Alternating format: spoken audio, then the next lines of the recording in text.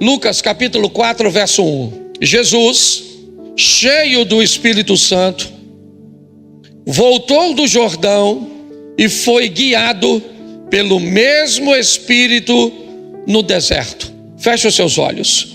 Senhor nosso Deus e Pai, em nome de Jesus, eis aqui a Tua palavra.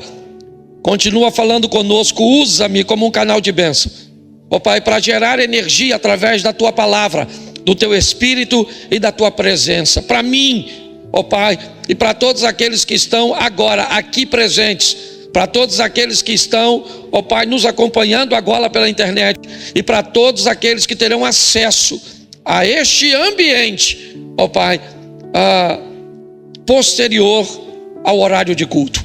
Que a Tua bênção seja em nome de Jesus. Amém. Glória a Deus. Amém. Isso, vamos começar por aqui. Eu mexi aqui, só Jesus. Oh Senhor. Isso. Vamos dar uma olhadinha, porque esse texto diz: Jesus cheio do Espírito Santo. Jesus cheio do Espírito Santo. É assim que abre o capítulo 4 do Evangelho de Lucas. Mas o que foi que aconteceu no capítulo 3? Por que é que Jesus está cheio do Espírito Santo? Olha só, ele está iniciando o seu ministério. O finalzinho do capítulo 3 é a narrativa com o batismo de Jesus. Ele vai ser batizado no Jordão por João Batista. E no momento do batismo, o Espírito Santo desce sobre ele. Ele ouve uma voz que lhe oferece a identidade. Deus vai dizer a Jesus, como humano, quem ele é. Você é meu filho amado. Você é meu filho. A mensagem é essa. Você é meu filho quando? Sempre. Nunca se esqueça de que você é meu filho. Se as pessoas vão te ver como tal, você é meu filho. Se as pessoas não vão reconhecer você como tal, você continua sendo meu filho. Se tudo for bem para você, você é meu filho. Se tiver tudo dando errado para você, você continua sendo meu filho. Essa é uma frase impactante dita por Deus a Jesus. Será que ele precisaria ouvir isso? Talvez não. Mas Jesus não está vivendo simplesmente para si. A vida de Jesus tem a ver com todos aqueles que virão posterior a ele. Para essas pessoas ele quer deixar um legado, ele quer deixar uma mensagem, ele quer deixar um exemplo. Então por isso observarmos o que vai acontecer com ele é importantíssimo, porque a vida dele está diretamente ligada à nossa, porque a Bíblia nos diz que sem ele nada poderíamos fazer, e dentre essas coisas está o seu exemplo. No capítulo 3 ele é cheio do Espírito. E por que ele vai ser cheio do Espírito Santo? Pelo que vai acontecer com ele no capítulo 4. O verso 1 que está na tela diz: e Jesus, cheio do Espírito Santo, voltou do Jordão e foi guiado, certo? Pelo mesmo Espírito no deserto. Antes de ir para o deserto, Jesus é cheio do Espírito Santo. Porque no deserto quem vai fazer diferença na vida dele é o Espírito Santo. Eu queria colocar de uma maneira profética hoje, domingo, primeiro dia da semana, como Lucas 3. O dia onde nós vamos nos encher do Espírito, porque amanhã nós vamos sair para o deserto. E quando formos para o deserto, não vamos sozinhos, vamos cheios do Espírito Santo. Porque no deserto nós vamos enfrentar as dificuldades, as adversidades, os problemas, as crises, as tentações. Mas no deserto, o próprio Jesus, antes de ir, ele se enche. Antes de ir para esse ambiente, né, ele vai cheio do Espírito Santo, para que ele tenha condições. Por favor, entenda uma coisa que é muito preciosa. Não coloque Jesus com superpoderes para lidar com o pecado. Ele não tinha.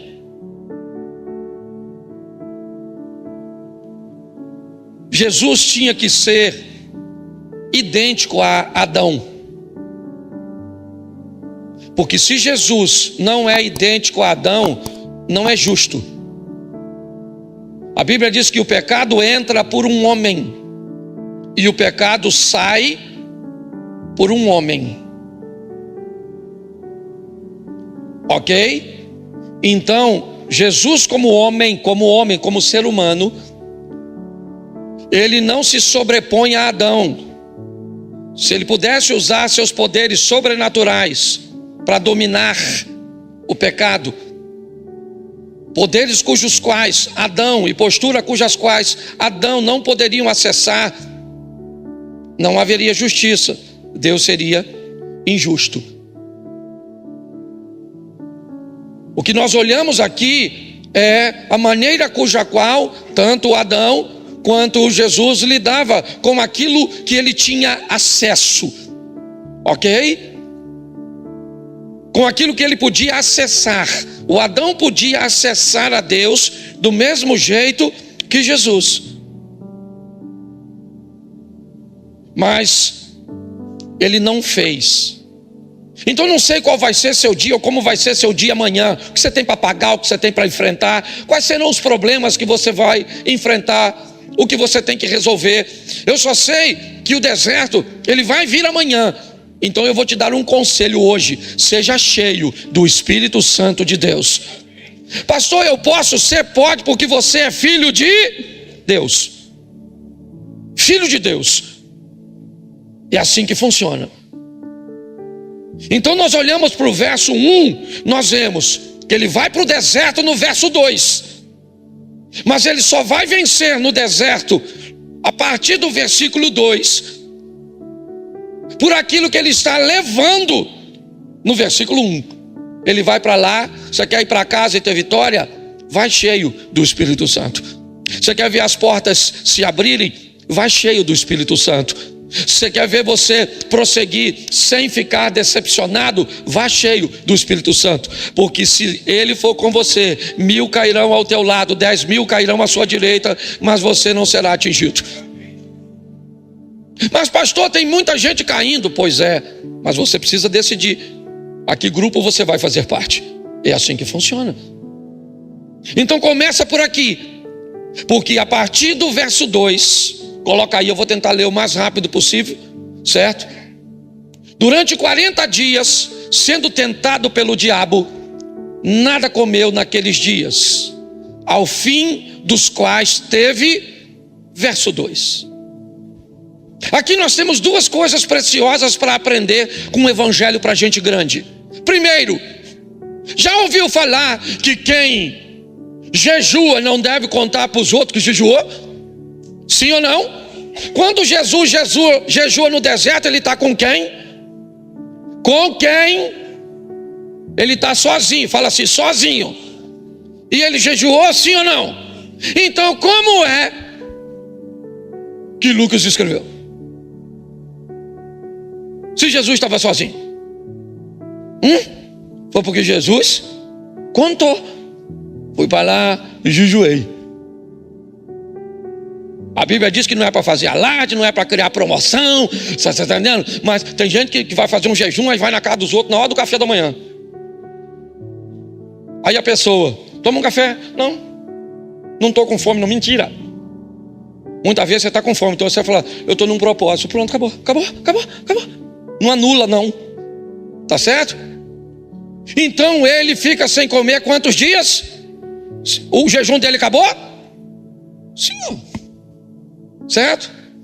Durante 40 dias ele fez o jejum, nada comeu naqueles dias, ao fim dos quais ele teve fome. Sim ou não? Sim. Ele está com fome, sim ou não? O jejum dele acabou, sim ou não? Sim. Então ele pode comer, sim ou não? isso. Isso que eu quero que você entenda. O que Satanás vai oferecer a Jesus é perfeitamente legítimo, é perfeitamente legal. Não há nenhuma restrição. O jejum dele já acabou. E quem encerra um jejum, uma das primeiras coisas que vai fazer é uma refeição. Às vezes ela é bem tranquila pelo período que passou.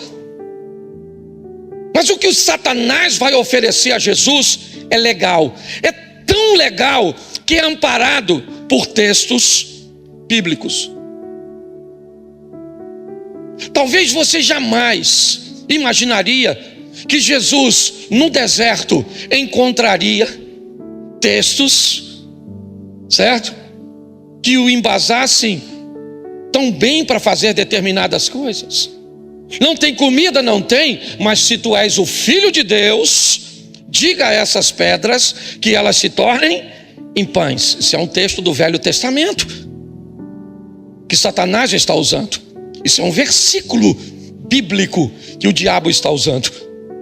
Que se alguém tiver fé, ele teria autoridade para dizer às pedras a se tornarem pães. Sim ou não? Jesus está com fome? Tem comida lá? Tem pedra lá? Ele tem fé para transformar as pedras em pães? Está tudo certinho. Qual é o grande problema dessa história? Não é o que vai ser feito, é quem é que está mandando. É o propósito. O problema aqui não é o fato. O fato é legítimo. Ele tem autoridade. Sim, o próprio Deus não tirou a água da rocha? Não mudou o curso de pássaros para atender a demanda alimentícia de um povo que estava no deserto? Não fez sair uma moeda da boca de um peixe para pagar os impostos? É o mesmo Deus. Mas a quem Jesus estaria atendendo se tomasse aquela decisão? Essa é a grande questão. Então no deserto agora nós temos mais uma coisa. Jesus está cheio do Espírito Santo, mas não apenas do Espírito Santo. Jesus está cheio das Escrituras Sagradas, para que as Escrituras Sagradas o protejam das Escrituras Sagradas isoladas. Olha só, uma Bíblia que te proteja da própria Bíblia. Então preste atenção, diga assim: eu preciso conhecer a Bíblia para que eu me proteja contra versículos da Bíblia. Ok? Muitas pessoas usam versículos isolados. Entende? Versículos que isolados eles parecem que te oferecem alguma vantagem. Quando é dito para ele: diga a essas pedras para que elas se tornem em pães, o motivo pelo qual aquilo é dito não louva e não engrandece o nome do Senhor. Então, ao invés de atender aquilo, Jesus vai rebater aquilo com outro texto bíblico. E qual é? Nem só de pão viverá mas de toda a palavra que procede da boca de... E a história não termina. Não termina. É deserto.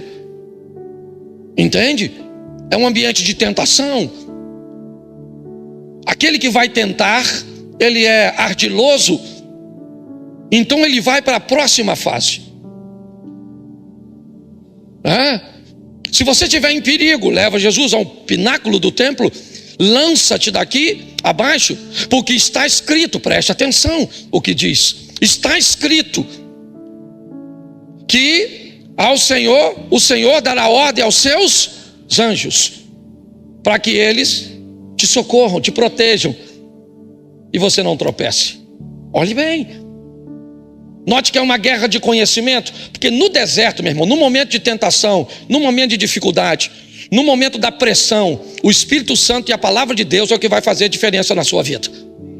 Entendeu? Se você tiver só a palavra e não tiver o Espírito, se você tiver o Espírito e não tiver a palavra, você pode ter problema. É a união dos dois. Lança-te daqui abaixo, Jesus disse, mas também está escrito. Como quem diz, não vem usar um textinho para mim não, que o que você sabe pouco, eu sei muito. Aliás, a Bíblia diz que ele é o verbo que se tornou carne.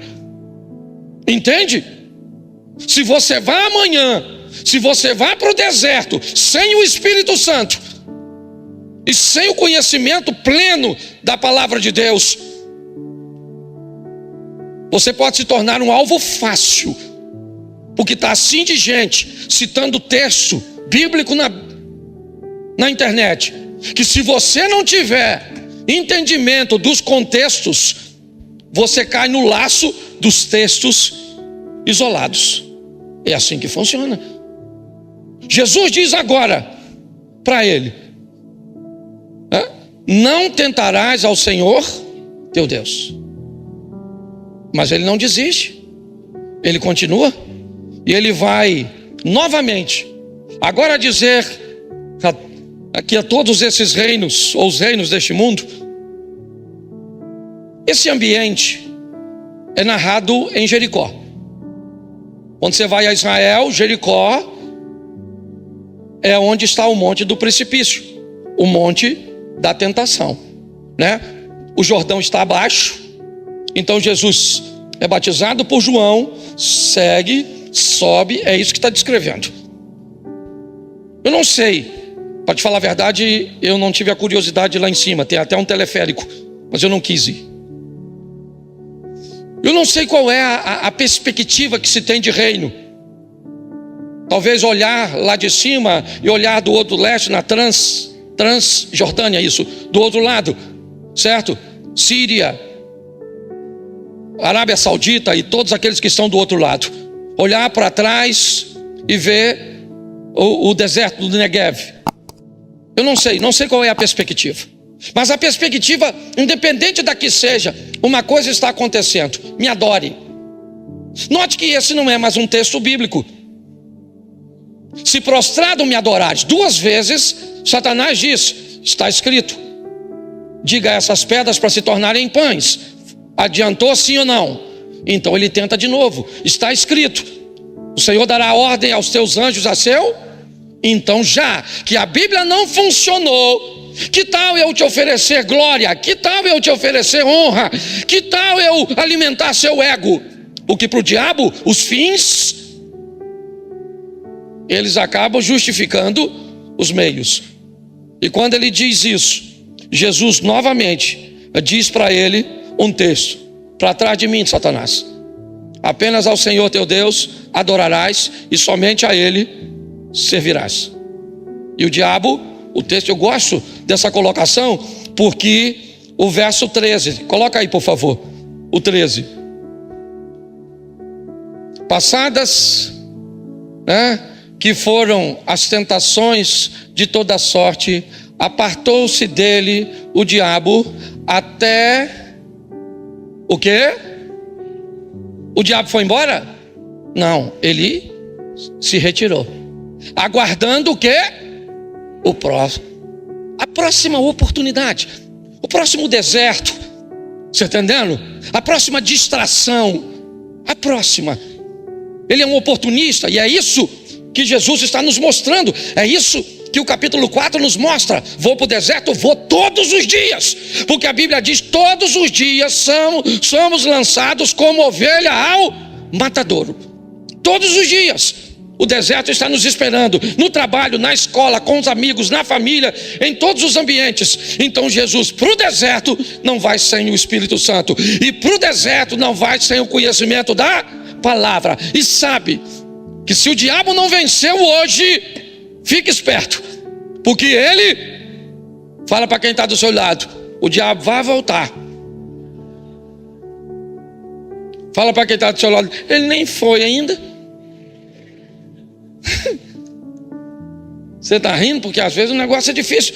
Então, capítulo 4, verso 14, a história muda um pouquinho. Então Jesus, no poder do, regressou para e a sua fama correu por toda visto. Isso, ele está famoso. Verso 15. Isso, ensinava nas sinagogas, sendo que ele está onde mesmo? Ele está onde? Ele está onde? Vai aí no 14 para você ler. Ele está onde? Ele está onde? Isso. Ele está Isso. Ele está na Galileia. E na Galileia ele vai entrar na sinagoga, sim ou não? E lá ele vai ser glorificado por... Todos gostam de ouvi-lo, todos querem ouvir o que Jesus está falando. As pessoas estão satisfeitas, param para prestar atenção, sim ou não? Isso, o que Jesus está mostrando é que muitas vezes as pessoas vão querer te ouvir, vão gostar da tua presença, vão celebrar você. Esse é um momento legal, mas aprenda uma coisa, ele não vai durar para sempre. Aprenda a viver num ambiente onde você é celebrado. Mas já já você vai descobrir que nem todos os lugares vão celebrar você. Nem todos os lugares vão gostar de você. E você tem que aprender a sobreviver num ambiente onde as coisas são a seu favor e num ambiente onde as coisas são contra você. Por isso, cheio do Espírito Santo e com a palavra de Deus na ponta da língua. É isso. Vai para Galileia, saiu da Judeia e vai outra vez para a Galileia. Vai pregar na sinagoga e o povo gosta de escutar ele, sim ou não? Sim ou não? É bom. Mas ele agora, versículo 16, indo para onde fora, entrou no sábado na sinagoga segundo o seu costume e levantou-se para... Ele lia o quê? Vamos lá, bota o 17. Então lhe deram o livro do profeta. Abrindo o livro, achou o lugar onde estava escrito: o Espírito do Senhor está sobre... E ele está lendo isso onde? Onde? Em que cidade? Isso. Ele foi glorificado na Galileia, mas agora ele foi para... Era a sua cidade natal, sim ou não? Na verdade não era a cidade natal, porque ele nasceu em Belém, mas foi morar ainda novo depois que voltou do Egito. Tá certo? Ele está agora em Nazaré, sim ou não? Está pregando? Tá ou não está? Lendo a palavra do Senhor? Sim ou não? Versículo de número 28. Todos na sinagoga, ouvindo essas coisas, se encheram de... Verso 29. Levantando-se, o expulsaram da cidade, o levaram até o cimo do monte sobre o qual estava edificada, para de lá o precipitarem abaixo. Verso 30. Jesus, porém, passando por entre eles, retirou-se. Agora ele está em Nazaré. Estão gostando do que ele está dizendo? Estão querendo matá-lo? Pois é. Você quer dizer, eu quero dizer a você que cada dia traz consigo seu mal. E você vai ter que aprender a lidar com ele. E só consegue vencer cheio do Espírito Santo e cheio da palavra de Deus. Você sabe por que Jesus sabia de Bíblia? Por que ele lia o profeta Isaías? Segundo alguns estudiosos como Flávio Joséfo, não gosto muito de ficar citando essas coisas não, mas segundo Joséfo, Jesus era tão culto, se não mais, do que o apóstolo Paulo. Ele não era culto porque o Espírito Santo colocou as coisas na cabeça dele. Ele era culto porque lia, porque José o preparou. Todo mundo que via Jesus se lembrava de José. Não é este filho do carpinteiro? Não é este o filho de José? Porque estudava, porque investia em si mesmo. Essa é a grande verdade. Não podia utilizar seus poderes sobrenaturais. Não. Mas o que nós vemos aqui é que nem todos os lugares o recebia bem. Na sua própria casa, na sua própria família. Talvez por isso nós temos o hábito de dizer que um profeta não tem valor senão na sua própria terra. Nazaré era como Krypton para o super-homem. Sabe aquele local que todas as vezes que o super-homem chegava, lembra? Ele ficava fraquinho. Era só sair certo? De perto da criptonita que as forças do super-homem voltavam. Era assim que funcionava. Jesus era poderoso. Onde? Cafarnaum. Onde? Betânia. Onde? Nazaré. Onde? Naim. Onde ele era poderoso? Ele era poderoso em todos esses lugares. Mas quando ele chegava em Nazaré, ele ficava fraco. Olha só. Ele era poderoso onde? Onde ele não era comum. Onde ele era tratado como quem era de verdade. E o mais legal, ele não tinha problema nenhum com isso. Isso é que me, sabe?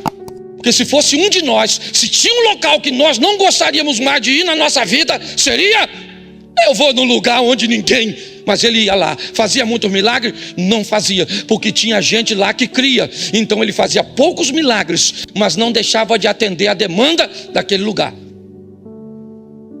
Essa é a verdade. Mas ele sabia conviver. Que é numa sinagoga na Galileia, onde todo mundo gritava seu nome. A sinagoga estava cheia para ouvi-lo. Que é em Nazaré, onde as pessoas queriam expulsá-lo, dizendo: vai embora daqui, some desse lugar, nós não reconhecemos você. Não é ele irmão de Judas? Não é ele irmão de Tiago? Não é ele o filho de José? Não chama sua mãe Maria? Jesus era tratado de forma comum. É assim que funciona. Mas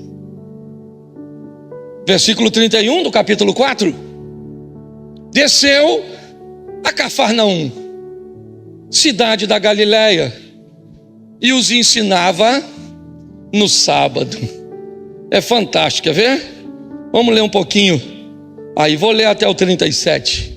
Vamos lá, coloca o 32, só para o pessoal todo ver. E muitos se maravilhavam da sua doutrina, porque a sua palavra era com... Olhe para mim agora para você entender o que significa isso. A exposição da palavra de Deus do Velho Testamento na época de Jesus era diferente da de hoje. Se isso aqui fosse uma sinagoga na época de Jesus, e eu estivesse falando algo sem citar o texto, você poderia me rebater. Não era um monólogo, como é na cultura de hoje. Qualquer outro rabino poderia se levantar e dizer: não concordo com isso que o senhor está dizendo, porque Êxodo capítulo 14, verso 17 está escrito assim, assim, assim. Isso removeria a autoridade daquele que estava falando. Quando o texto diz que maravilhavam-se da sua doutrina por causa da palavra, e mais, porque a doutrina dele era feita com... todas as vezes que alguém se levantava para questionar Jesus, ele tinha um texto bíblico para dizer: mas está escrito. Como ele fez com Satanás lá atrás, ele fazia a mesma autoridade que ele mostrou para Satanás quando usava um texto contra ele. Ele mostrou, porque Jesus era o mesmo. Presta atenção, a Arca da Aliança, lembra a Arca da Aliança, Velho Testamento? Por fora ela é revestida de quê? Ela é revestida de quê? Quem é que via dentro da arca? Quem é que podia abrir a arca e olhar lá dentro? Só quem? Só o sumo? Só ele que podia olhar onde? Por fora todo mundo podia? Mas por dentro quem é que podia? Só a arca por fora ela era de quê? Uma folha de ouro. E por dentro da arca tinha o quê? Ela era revestida de quê por dentro? Ela era de madeira, sim ou não? Por fora ela tinha uma folha de ouro, sim ou não? Por dentro ela tinha o quê? Em cima da madeira era o quê? Folha de... Alguém ia ver dentro? Só o sacerdote? Então por que Deus mandou colocar a Arca da Aliança? Representava Deus? Sim ou não? Então quando ele manda botar a mesma coisa de fora por dentro, o que ele está querendo dizer é: eu não vivo de aparência. O que todos me veem por fora, eu também sou por dentro. Você consegue entender isso? É a força da autoridade de Jesus. O pessoal está dizendo: ele, sua doutrina, porque a sua palavra era feita com o quê? Com o quê? Com o autor e... Isso, vamos até o 37, rapidinho, por causa do horário. Vamos lá. Achava-se na sinagoga... deixa quieto. Vou pular isso aqui. Tá certo? Mas preste atenção. Onde isso está acontecendo?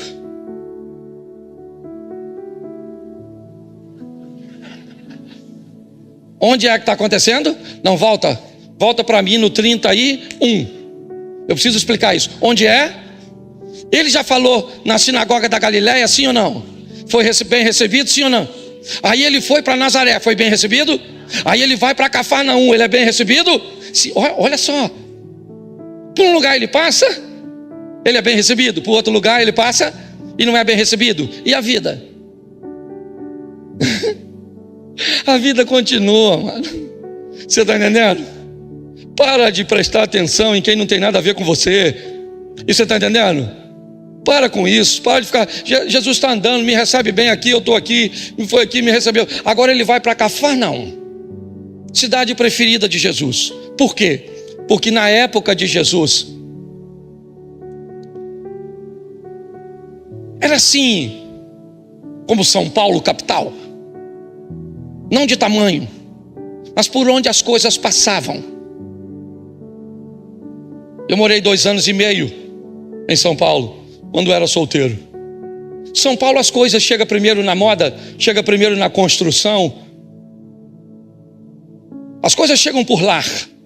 Cafarnaum era assim, uma cidade marítima, tá certo?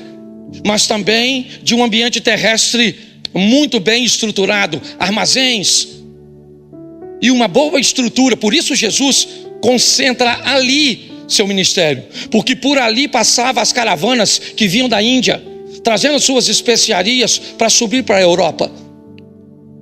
Por ali passavam as notícias, por ali passava o comércio, por ali passavam as pessoas. E se Jesus criasse alguma coisa ali, ele estaria colocando ou enviando aquilo para todos os lugares. Então em Cafarnaum, em particular na casa da sogra de Pedro, talvez 30 metros separem a casa da sogra de Pedro da sinagoga de Jairo. Ali ele fez muitos milagres, é verdade, mas mais do que milagres, Jesus estava ali, tratando Cafarnaum como uma cidade muito especial. Mas a partir do verso de número 38, deixando a sinagoga, foi para a casa de Simão. Simão ali, Pedro. Ora, a sogra de Simão de Pedro achava-se enferma com febre muito alta. Lê ali para mim, por favor.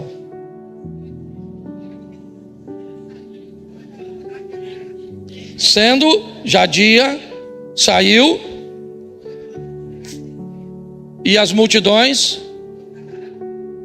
e foram até junto, e insistiam, para que não, preste atenção. Olha o que eles estão dizendo para Jesus: não vá embora, fica conosco, sim ou não? É legal, sim ou não? Sim ou não? Gostam da presença dele, sim ou não? É uma boa oferta, sim ou não? Mas ela é tão perigosa quanto a feita por Satanás.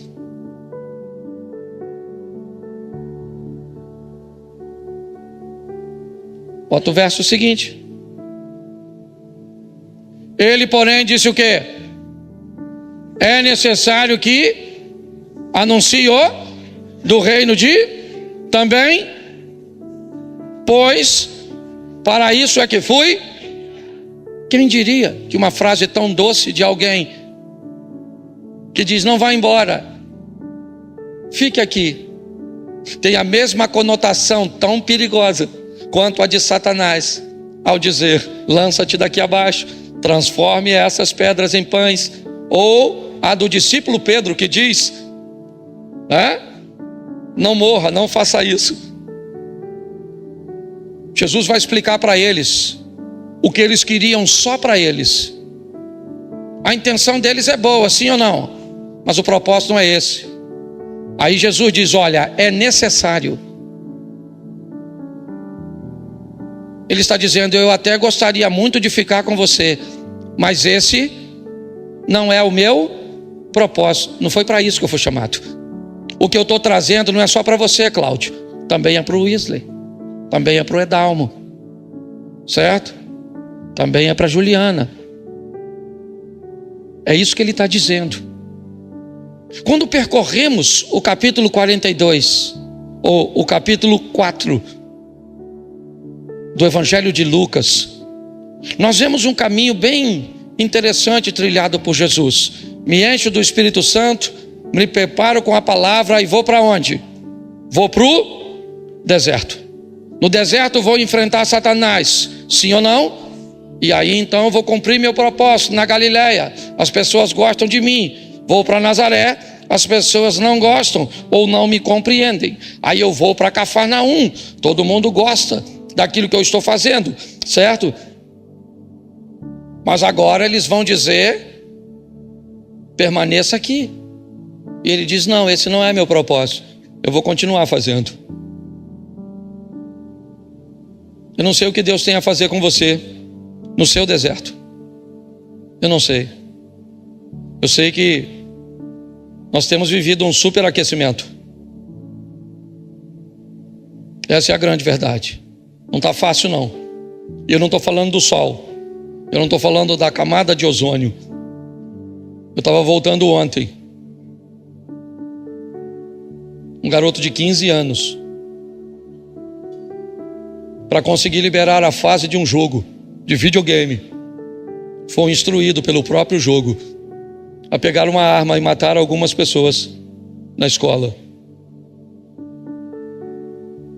E para ele não fazer isso, ele tentou suicídio com os remédios do pai. Graças a Deus foi socorrido a tempo. E o rapaz que o socorreu foi o mesmo que me levou ontem do local onde eu estava ao hotel. O deserto tem se intensificado. A cada dia que passa vivemos mais conflitos. Somos menos compreendidos. Estamos querendo mais atenção. A cada dia que passa, nós queremos menos nos doar. Esse dia eu vi um filho falando algo para o pai: o senhor tem que fazer isso, porque eu não pedi para nascer. E a minha vontade era falar para ele: pergunta ao seu pai se ele queria fazer você quando ele estava fazendo amor com sua mãe. Provavelmente ele só queria um momento de prazer. Mas quando sua mãe descobriu que estava grávida, viu aquilo cujo qual ela não tinha por intenção, como um presente de Deus vindo dos céus. Porque hoje nós vemos pais vendo filhos como presentes e filhos vendo pais como estorvo, como pessoas pesadas, como pessoas ultrapassadas. Essa é a grande verdade. Está ficando quente demais para viver junto com uma mulher, para viver junto com um homem. Está bem desafiador. Está bem quente para ter amigos. Também o deserto. E nós não vamos vencer se não estivermos cheios do Espírito Santo e dentro, mergulhado na palavra de Deus. Se não for assim, qualquer hora você vai dizer: eu vou embora da igreja, quero mais saber de igreja não, quero mais saber de casamento, quero mais saber de amizade, quero mais saber de nada. Eu vou jogar tudo para o alto. Por quê? Porque está quente demais. Esse deserto que eu estou atravessando, pois é, ele não é só seu, ele é nosso. Talvez a região cuja qual você esteja hoje realmente esteja com a temperatura bem mais alta. Mas não vá sozinho não. Vá com o Espírito Santo. Pastor, eu não gosto de ler a Bíblia porque eu não entendo nada. Esquece isso. Leia. Mesmo que seja 2, 3, 5 versículos de manhã. Se você entende ou não, isso não é muito importante. Seria muito bom que você entendesse. Mas leia. E faça uma oraçãozinha e vá embora. Vai embora para o trabalho, para a escola. Vai embora. Porque lá fora o que tem é calor.